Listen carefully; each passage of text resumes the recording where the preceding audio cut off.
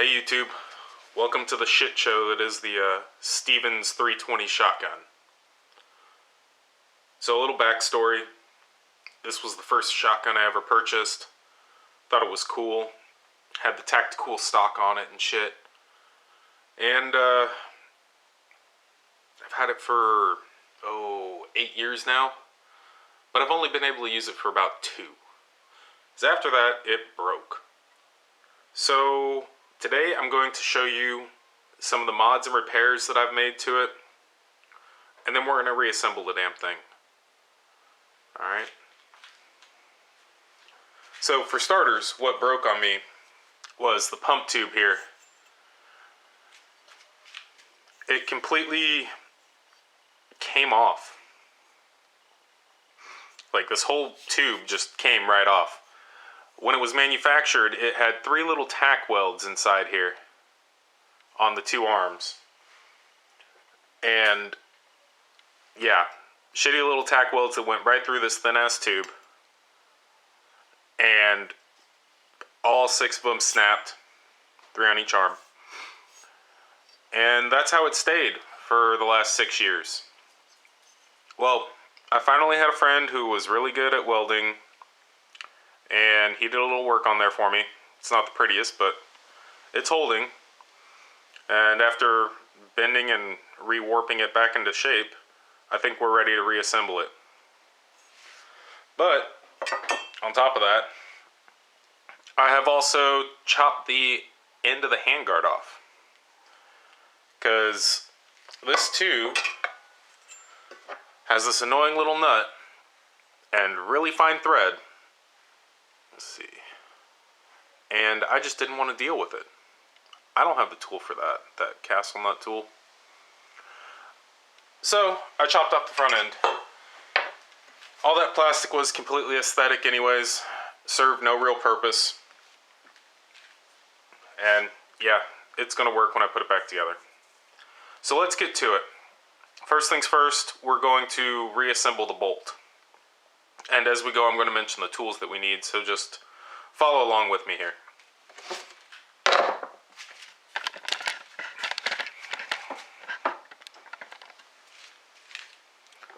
Alright, so we have the body of the bolt head, the ejector, pin, spring, and a spring stop. So we're going to put the bolt head and the bolt body after we put the extractor pin in. Alright, and that is going to go,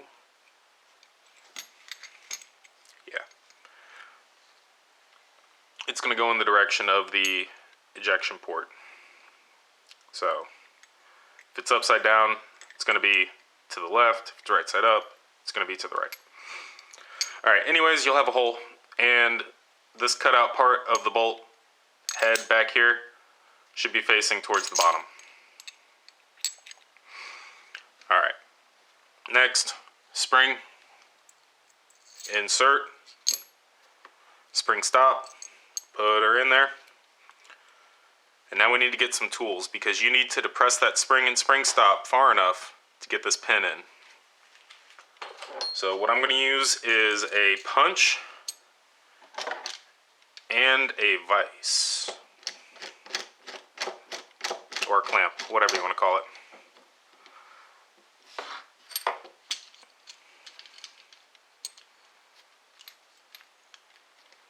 And I need to flip this around. Okay, so yeah, we need to keep that extractor pin off the clamp face there. Alright, so we got this lined up, and we're just going to clamp it down.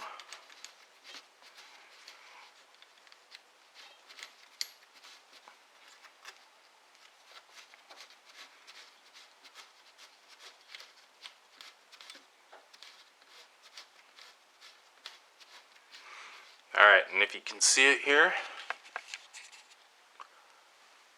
let's see if I can zoom in for y'all.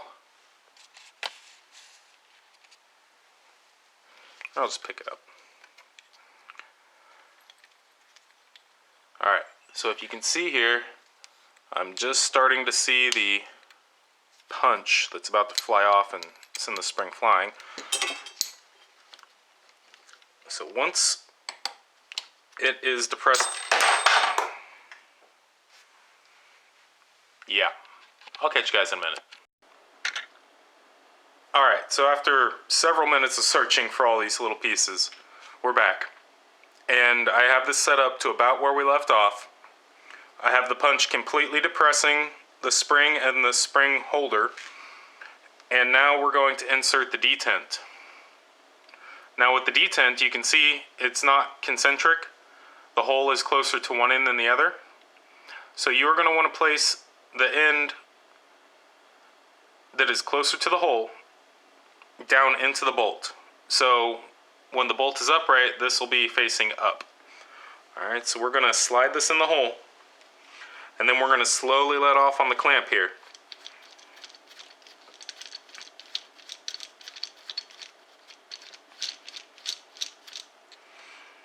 And as we pull the punch out, we're going to push that detent all the way in.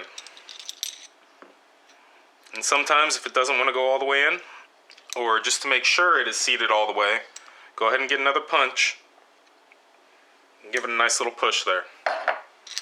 And you can double check yourself to make sure you oriented that hole right, because you want that hole oriented so that it's running along the length of the bolt, so the firing pin can go through it.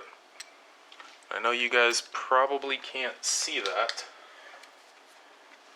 We'll see if we can get a light in here.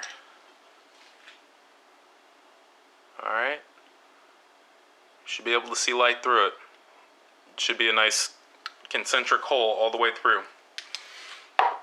And you're going to find out next anyways if you did it right or not, because it's time to insert the firing pin.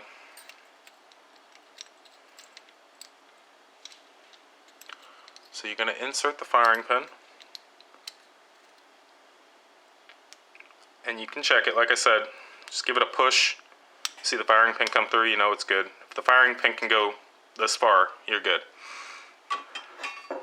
Now you're going to get the arms and the pump tube, and you're going to seat this little foot back here on the firing pin, and slowly let out the spring tension, and it'll snap into place. Now this front foot of the bolt will go forward of the plate on the arms there, and your firing pin will be catching the back foot like I was talking about. Alright, so this is done. We'll set it down, and now we can put the bolt and the pump tube into the receiver.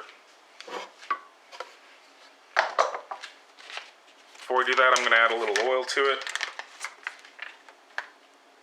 This thing's been sitting around a long time.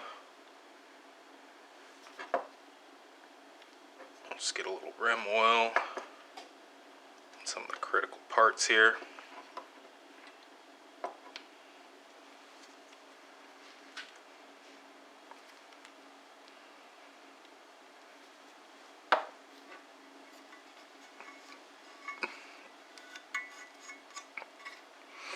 Alright.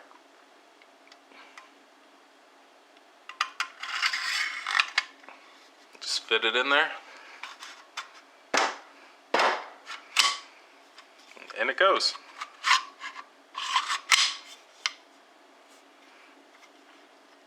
Alright, next, I'm going to bring the bolt forward and we can get the trigger pack in.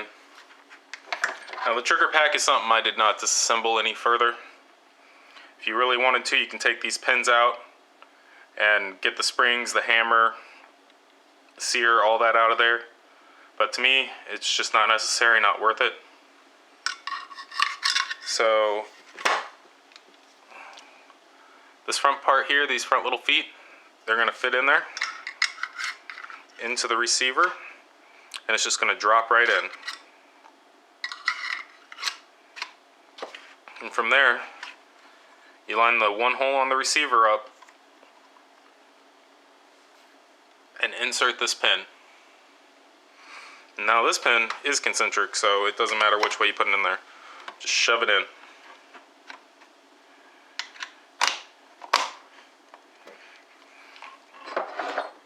little love tap if you need to.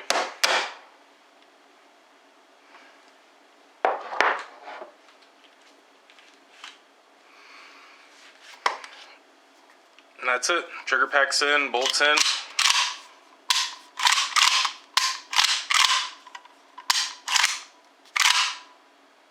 Seems to be functioning.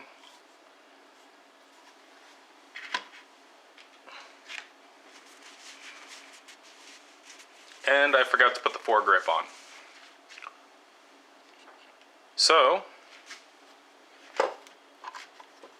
we're going to punch this back out.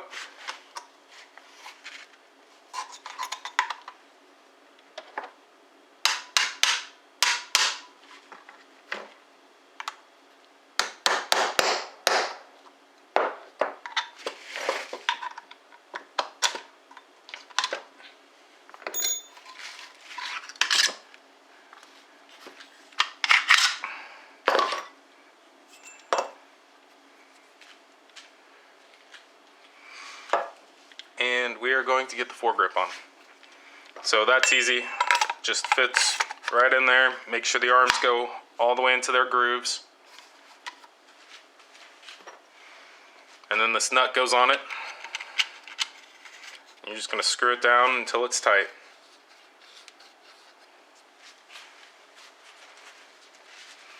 And my greasy fingers, it's going to need a little persuasion probably.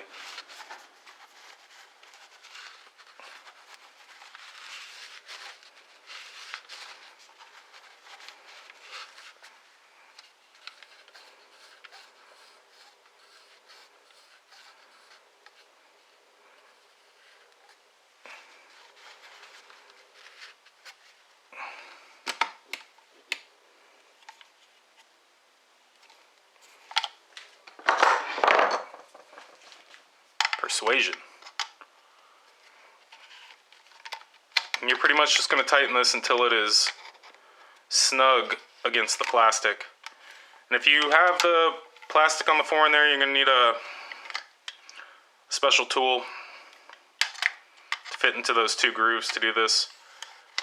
Like I said, that's why I removed it, because those fine threads are a pain in the butt.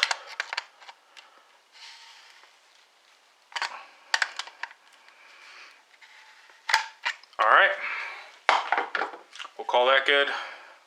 Let's get it back on the gun. Slides right in. Line the bolt up. Pop her in the receiver.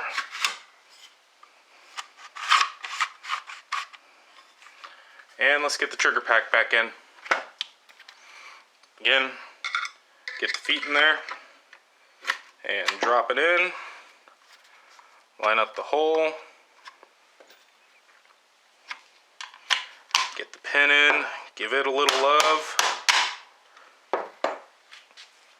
Alright. Almost there.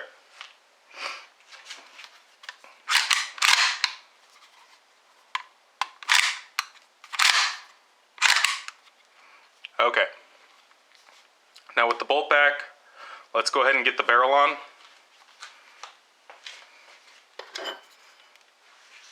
And you just slide the front end of the barrel over the tube. Oh. Take a step back here.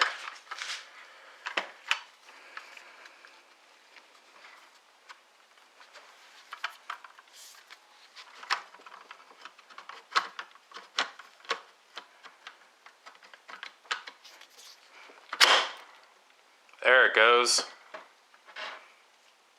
Alright. Barrel's into the receiver all the way. Now you just put the barrel nut on there.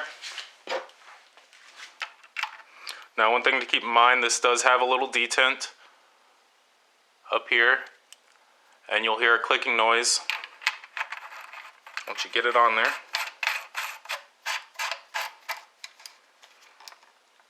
And if you care about the finish, get yourself a rubber pad. But if you don't, just use your grips. Give it a little extra. Because before this thing broke, when I was taking it out and shooting clays with it, I had that come loose on me after a long day of shooting, and I nearly blew the gun up in my hands because the barrel slid forward. I couldn't figure out why it wasn't firing, and it was dark out, and it was just a bad day. So give that a little extra crank on there. Like I said, just use some rubber and the vice grips to give it that little extra crank if you care about the finish. And yeah, that needs to stay as tight as you can possibly get it. Alright, finally, we got to get the stock on.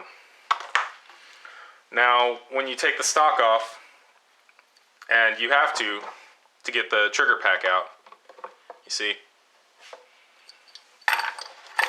it fits up against the receiver like that, ends up holding the trigger pack in there. So you have to take the stock off to get the trigger pack out. Now, when you do, it's got this long bolt. And with that bolt, sometimes this plate will come out, sometimes it won't.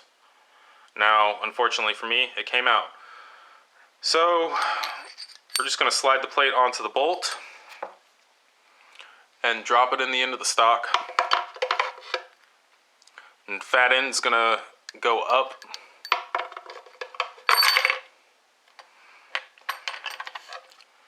And if you are lucky, it'll drop right into place. That's some luck right there. Alright, now with that, I have a 1/2 bit, 1/2 socket, and 9-inch extension here.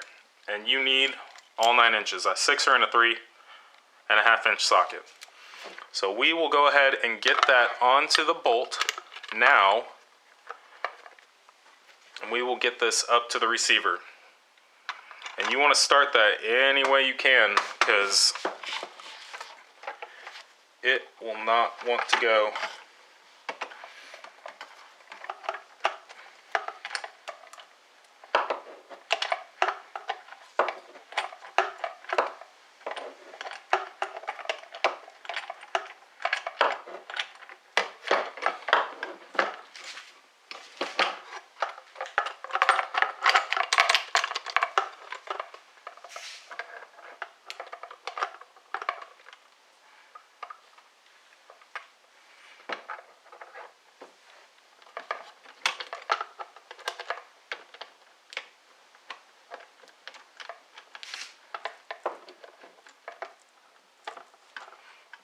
Alright, I got the thread started.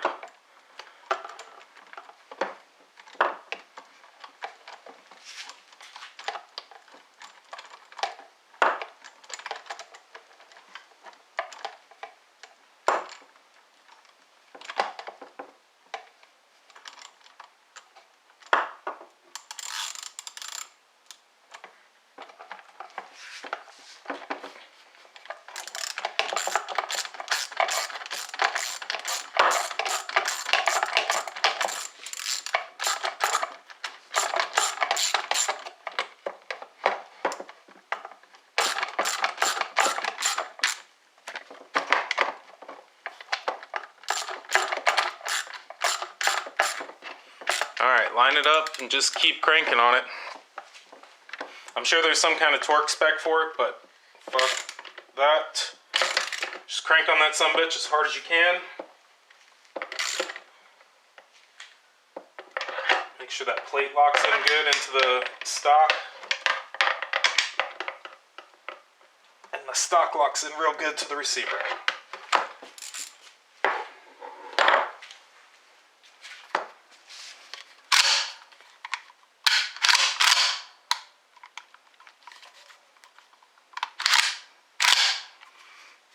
And there you have it. Stevens 320 assembly. Pain in the ass for a cheap piece of shit gun. Hope you enjoyed the video. And, oh, we're not done yet. Just kidding, guys.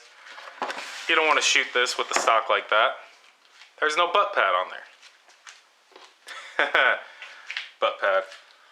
Okay, so you got the rubber butt pad and a flimsy little plastic plate. Flimsy plastic plate goes tapered in first. Then rubber butt plate. And 2 Phillips head screws.